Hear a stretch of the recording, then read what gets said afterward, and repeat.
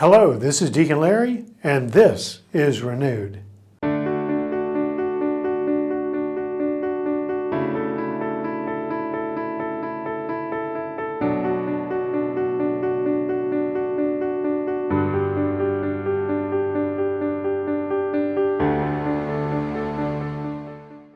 Peace and good. Peace and good is an ancient Franciscan greeting. It's a way of saying hello and goodbye. Peace and good. In a few days, we'll celebrate, we'll remember, perhaps that's a more appropriate way, we'll remember the tragic events of 9/11, 2001. Here, this year is the 20th anniversary of that event, and I thought we'd take a different approach on Renewed this week. And that is to call and reflect on this day in our history and our story and our Christian journey and the journey of our world that is a story of such pain and heartache, and that reminds us of our dependence on God for indeed peace and good. I wanted to start with the question that we often start with when we think about events like this. Where were you? Where were you? I remember where I was on that morning. I was on a plane flight from Houston to Dallas when the captain came over the plane and said with a loudspeaker that there was an event in New York. Something happened. A plane crashed into a building.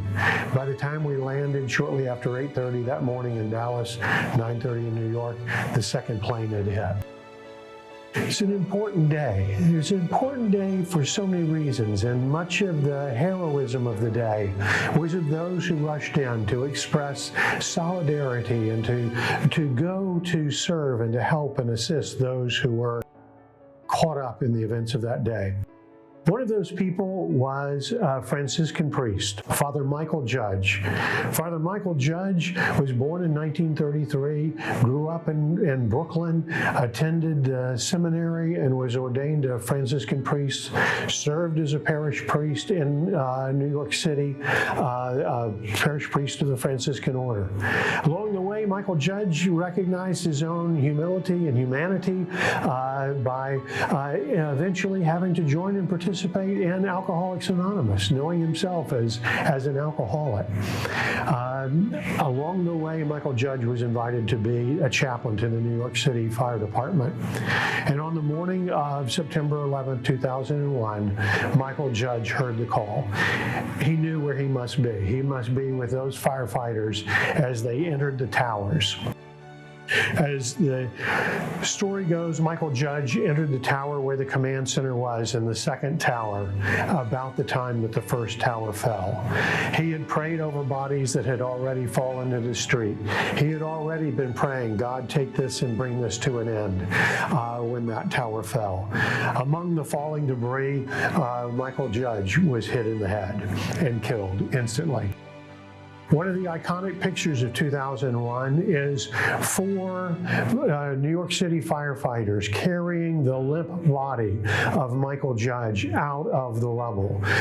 There, it's been described as the American Pietà. Michael Judge's body limp like the body of Christ in the arms of Mary, his mother. But Michael Judge was more than just a victim. He was a symbol of that call to respond, that Christian call of solidarity, to be with those who were suffering, those who were in need, those who were crying out to God when there was a time when there was no answer. Michael Judge is honored today as victim number 0001. He wasn't the first to die, but he was the first to be identified by name. As we come to this 20th anniversary, it's a time for us to reflect, to think about what this day means for us. We may have developed traditions over our time. One of the traditions I have is to listen each year to On the Migration of Souls. This was a work composed by John Adams in which he uses very quiet music while we're listening to the words of those who had called loved ones, who had sent messages in those final moments from Pennsylvania, from New York, from Washington, D.C., and the Pentagon. Also, I often take up the poem. There's a writer, Brian Doyle. Brian Doyle was one of the most amazing Catholic writers who died too young at 60 of cancer. But on on the remembrance of September 11th, he wrote a poem based on the Jewish prayer of the dead called Kaddish. And I might just read a few lines. Basically, Michael Judge is remembering the people, not by their name, but by their story. The man who liked to read the newspaper quietly. The man who loved to preserve tomatoes. The man whose 2-year-old son is mortally ill. The man who slept with his 2 dogs. The man who occasionally vacuumed his lawn. The man who was building a dollhouse for his daughter. The man who was assistant treasurer at his church. The man who liked to cook pinto beans. The man who made tea for his wife every day. The man who had been a private detective. The man who called his mother every morning at 9 sharp. The man who fixed a television transmitter with his shoelaces. And then he speaks of the women. The woman you could count on for anything. The woman raised by missionaries in Japan. The woman whose identical twin survived. The woman who brought clothes to homeless mothers. The woman who died with her brother. The woman who opened a flower shop. The woman who collected angels. The woman who gave her place on the elevator away that morning. And then he spoke of the children. The boy who wanted to be an ambulance driver. The girl, age 4, flying with her mother. The boy, age 3, flying with his parents. The children inside mothers who didn't know of them yet. The children who have been conceived in the years to come. Their children, and their children's children. And he ends the poem, may they swim in the sea of light forever.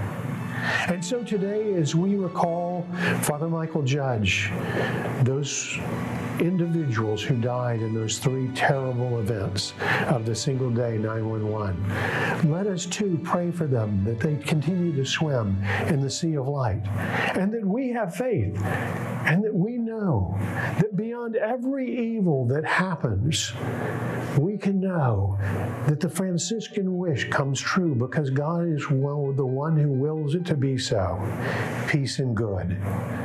So in this time when we remember 9/11 and its 20th anniversary, let us wish not harm to one another, but peace and good. Thank you.